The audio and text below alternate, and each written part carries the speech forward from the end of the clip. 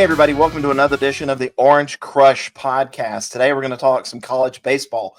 You look behind me, it's a photo of beautiful Tiger Field. You can call it Doug Kingsmore Stadium. Of course, we are hurtling towards the postseason. With that in mind, Grayson Mann and I have D1Baseball's Aaron Fitt in. And let me say this before we get started. If you love college baseball, you need to be a subscriber to D1 Baseball. I have been for years. I am a junkie for the Monday weekly chats that I have to get in on. Aaron, Kendall, Rogers, those guys do a great job. I love to find out, what's going on around the country, what Clemson has to do to get into the tournament or to host. Aaron, you guys do such a fantastic job. If you can, talk a little bit about what you do, what D1 Baseball does. Well, thanks for the intro, David. I appreciate that, and I appreciate you being a long-time subscriber too, and a friend as well for many years. But we've shared many press boxes. We have over the years.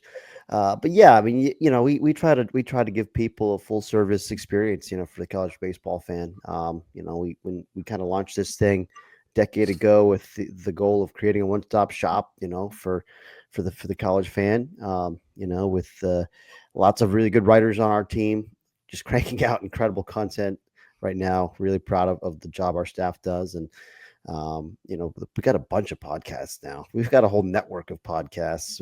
We get our main show, and of course the Nerdcast, where we break down the Field 64. And we've got an ACC show, an SEC show, Big Ten show, Shotgun. Spratler's got his own interview show. So he's like our Bob Lee going up close, with whoever. But it's been a lot. It's been a lot of stuff going on. Got a great scoreboard, and that's getting better every year, and stats, everything else. So yeah, check us out. Absolutely there. And Aaron, just as we sort of get into this conversation, of course, with David's picture in the background, we talking about Clemson baseball, but just what have been sort of your impressions of Clemson as a whole, just as an observer? We're getting closer to the postseason, as David mentioned. Just where do the Tigers sort of sit right now when you just look at them from if I needed to summarize how this season has gone in a short, quick minute, just what has been your impression of Backage's Tigers so far as we get to May and we get to that ultimate regional, super regional stuff? Yeah, I mean, first of all, I think it's obvious that they're really good, and this is the first hiccup weekend that they've had all year long, which is an interesting time for me to come on, really, because it was last week we'd just be raving about how awesome they are, and I still think they're pretty awesome. Don't get me wrong, and there's a reason we didn't hit them very far in our top 25 this week. I think they only went down a spot or two, even though they got swept, because this is their first blemish, and getting swept stinks, but. Clemson's just been very consistent all year long, and that's impressive, and hadn't lost a weekend and until now, and they played some good teams and they've beaten them, and they've done some stuff at home and on the road. Obviously, they're really, really tough at home, but they, I think they're balanced. I think they're just really gritty. I think that the offense, when it's going good, which it hadn't been as much the last 2 weeks or so, but before that, I thought it was a very formidable offense, just because they grind you down, at the plate with their patience. Really, really take a lot of pitches, and I think that makes them tough to pitch against. I mean, they're just so selective, they're so disciplined, and they have some physicality, and then they have a lot of experienced guys, older players in that lineup. Even some of the new guys are transfers that have been around, and so I think that again makes them a difficult team to face. There's no real breathing room in that lineup, in my opinion. I mean, I know, again, I'm talking to you now after they're in a bit of an offensive lull, but I still think it's a lineup that keeps pressure on you all the way up and down. And of course, you've got a real ace with Aiden Canuck, and some other nice pieces in the bullpen, one of the best closers in the country. I mean, I think there's a lot to like about him. There's some flaws too, which I'm sure we'll get into, but there's a lot to like about this team. I think probably the biggest concern for me heading into the year was pitching. You really didn't know what you were going to get. They started the year with Ethan Darden, Justin Lagarnick in the rotation, neither one in the rotation right now. You knew what you were going to get out of Aiden Canuck. But the bullpen has solidified itself. You've got Reed Garris and Lucas Malstead at the back end. And then they think they maybe have found a little something with Drew Titsworth in the weekend rotation. And even though they lost Dane Moeller, a guy that they were counting on to probably be their Sunday guy at the beginning of the year, Michael Gillen pitched the other night, the Seton Hall transfer, for the first time. Talon Bell who has been on a pitch count, pitched really well against Georgia. I thought his pitch count is going to go up. And I think that this is a pitching staff that, maybe as we kind of get into it, has gotten better as we've gone along. Yeah. Yeah, I agree. And I think you hit on a couple of important things there. One of them, I didn't see Titsworth pitch this weekend, but I've seen him certainly in the past, and I saw the line this weekend, and I think it's encouraging. I think that kind of makes sense to me. I know he didn't have a great outing, but I mean, I think his stuff is good. He's physical. I think he can hold it long enough. I mean, it's not going to be, maybe one of those guys where sometimes you're better off. It's interesting, right? Because some guys are just wired to be bullpen guys, and some guys, are more wired to be starters and kind of pace themselves. But like sometimes you can come in as a reliever and you're going max effort and you're too jacked up and you spray it around. Other times, maybe as a reliever, you're coming in and you're jacked up and it just makes your stuff play up that much that it just makes you a good fit. I don't know what the answer is with Drew, but he, I think he's got the stuff and to start, put it that way. And I think you just need more length. You just need more length in the rotation, period. And I think he gives them a chance to get that, and so, I'm curious to see how that continues to play out. I mean, if they're going to stick with that, I assume they'll probably stick with it for a little while at least. But you mentioned Talon Bell. I mean, I've heard nothing but great things about him, and his future. And it sounds like that's a future weekend rotation piece, and it may wind up being that very soon, the very near future. But we know how athletic he is, left-handed and can spin it. Sounds like he's got, feel the pitch, command. So it definitely sounds like a starter profile. I saw Gillen pitch on Thursday. I was there before I went to California, and he, I know that's a guy that they wanted to start heading into the year. He hadn't really started in his career at Seton Hall. I think he's probably just going to be a bullpen piece. Moving forward, I would be surprised if they try to stretch him out at this point, coming off injury. But another nice addition. He can, again, really quality slider that can miss bats. Low 90s guy. I think there's more in the tank than we saw in that first outing, but it's a good arm. So getting him back helps a lot. And I like BJ Bailey. I think that's a solid, if that's your Sunday guy, I feel okay about that. I mean, he's, again, he's got solid stuff. He's performed pretty well this year in a variety of roles, right? So, and of course, you talked about Malstead, and you know how good he is, one of the best. And Garris has been around forever, and he's experienced. So, yeah, I mean, you've got your kind of top 8 arms or so that you can lean on. I mean, that's what you really need heading into the postseason. Most of these pitching staffs kind of shrink as you get, in June. I mean, you're not going to be rolling out 12 guys in a regional most of the time. You got to lean on your top 6 or so. And I feel like that's kind of starting to coalesce, just a matter of exactly which roles guys fit into. Where does Bell slide into as we get into a regional? Where does Titsworth stay?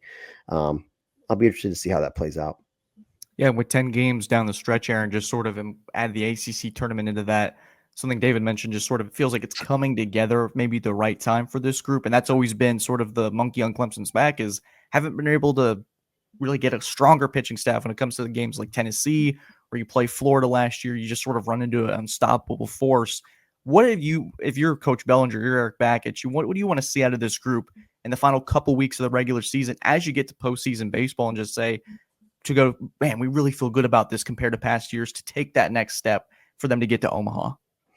Yeah, I mean, certainly, if you can get some guys that give you length consistently, that's the number one thing, and Bailey pitched into the 7th this weekend, right? If I'm not mistaken. I mean, he was pretty good. And so one thing that I liked was that, none of those guys issued a lot of walks this weekend in the rotation. They were pounding the zone, which I think, even you get hit.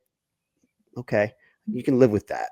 As a coach, you can live with a guy giving up some hits, a bunch of free bases. That's the stuff that drives coaches crazy. And so I think that this group that they've got right now, Connacht's going to fill it up for the most part.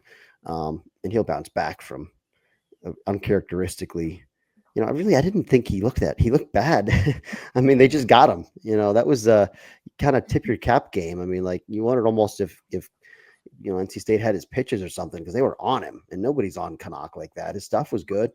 So I don't know, just one of those days where, 11 hits against Aiden Canuck is kind of an aberration, I think. But yeah, I mean, that's all. I just think it's who can you trust behind him? That's what they need the next 3 or 4 weeks to figure out is who are the guys we can really trust behind Canuck.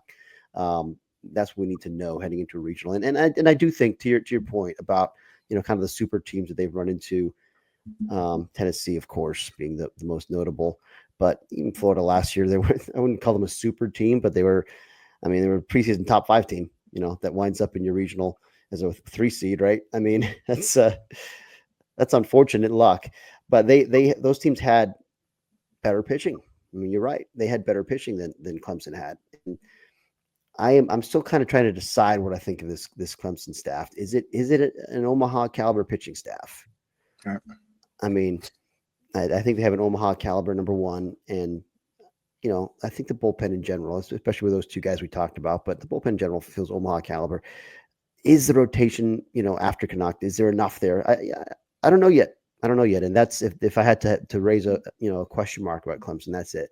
Is we just need to see that really come together. I think it's maybe coming, but right now it feels like they've kind of gotten through the first 11 weeks of the season without great starting pitching. I mean, you talked about it, right? I mean, Legurnik and Gardner aren't even in the rotation anymore.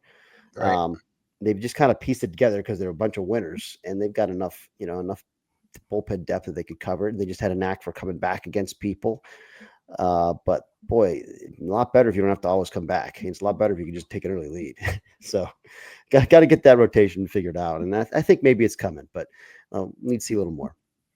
I think it's wild when we talk about Clemson as maybe being a national seed, where they sit nationally, where they are in the standings, but yet you look and they're 5th in the ACC standings. I don't know if I can remember a time when the ACC was this wild and kind of wide open with so many good teams at the top. People were talking about this past weekend with NC State, and I go, well, sometimes you run into a hot team, and NC State is hot. Georgia Tech was hot. Then they hit a little bit of a lull. But the Tigers still have, Duke to go. They go to Florida State this weekend. Yeah, how big is this weekend at Florida State for Clemson when you start talking about hosting and being a national seed? Because, I don't know how much the RPI is going to go up. It'll go up a little bit with Duke, but then you've got Pitt, got the game at Coastal Carolina. But this is your kind of last big splash chance, I think, and going out and getting swept or maybe even winning just 1 of 3. Does that do enough? I don't know. Yeah, it's you're right. Coming off, getting swept. I think certainly if they got swept again, that would not be great for their resume. I think that's fair to say. But you mentioned the fact that they're 5th place in the league, 13-8. Heading into the series, they were 13-5, which would have been good enough for, I don't know where that would have been. Was that 1st place? Was that 2nd? They were toward the top of the standings. Right. Yeah. They were 2nd entering the weekend. I'm pretty sure. So, it just kind of shows you like how tightly packed it is, as you pointed out, David. It's 1 weekend can drop you from right there at the top to 5th. But there's still only 2 games out, right? There's still only 2 games out of 1st place. So, right. There's still a lot of jockeying that can be done. And if they go down to Tallahassee and win 2 out of 3, then you're sitting pretty again. I think if they lose 2 out of 3 down there, they're still okay, certainly for hosting. You start to get into a little bit of a dicier spot with your top 8, because then their record would be 14-10, which, if you're just kind of sketching it out after that, let's say they take 2 out of 3 from Duke and take 2 out of 3 at Pitt, because it's a road series. 16, that gets them to 16, 18 wins, I think, in the league, which, that's a host, but it's not necessarily a top 8. And so right. I think if they could get to 19 or 20, you feel a lot better about your chances than 17 or 18. So that's kind of how I would sketch it out. It's like the ACC is the Western Conference of the NBA. It's just, there's such a tight margin for error there. But Aaron, there's something that you had mentioned when talking about just sort of Clemson's flaws, but in spite of that, they're winners. And that just really sticks out with this group, is they just find different ways. And that feels emblematic of just what Erik Bakich is. You just grind it out however it takes, how long it needs to take. for this group. Just what have you continued to see from Backage? Just a Backage coach team in general still feels it's only year 3. It still feels pretty early into his tenure, and he's just built so much into this. Just what do you continue to see grow with this group and this program? Just as the traits wise, it's just a really smart and cerebral group that continues to, as you say, they just grind you out, and that leads to a lot of wins. But a lot of fans have maybe complained or griped about just sort of the lack of maybe power offensively, not able to just blow the doors off of you, really have to win these tight incremental games. Do you see that maybe being an issue for this group, not be able to maybe just get the easy runs here and there, but having to really work for it as maybe an issue? I'd love to just get your thoughts on that. Yeah, well, a couple things to unpack there, I guess. First off, the thing that I love the most about Clemson is probably this culture that Erik Bakich has built. I think the world of Erik Bakich. I mean, known him since he was a young assistant at Vanderbilt, and I was a young writer at Baseball America, and seeing him grinding away, in Jupiter at the World Wood Bat thing, and he's just, he's always had the it factor. Just the way that he can connect with people, the way that he evaluates talent, and then you see him as a head coach, the way he developed talent at Maryland and then Michigan, and just watching his career, he's always been a no doubt guy. Like, this is a star, and now he's at one of the best jobs in the country, and he's doing a great job. I mean, not surprised at all. But I think a big part of the success that they have is the culture that they've built there, and it's the toughness, it's the discipline. A lot of the stuff that he picked up from Tim Corbin, and when you talk to Backage, you get so many different shades of Corbin, but it's like you get kind of the best parts of Corbin and maybe not some of the grumpier parts of Corbin. Love Corbs, but there's some Belichick in there, and you don't get a lot of Belichick with Backage, at least the taciturn parts of it. You get the good stuff. Anyway, he's done a great job. He's really a star, and this offense is like I said, I think they're a pain in the neck to face. But you're right. I mean, there's when it comes to pure star power, I mean, they've got one guy ranked in our preseason top, whatever it is, top 100 prospects list, I think it is. They only have one. There's not a ton of star power here. It's more like Cannarella, who's a star, and then a bunch of good players. And even Cannarella is having a good year, but not an All-America year. That's for sure. Right.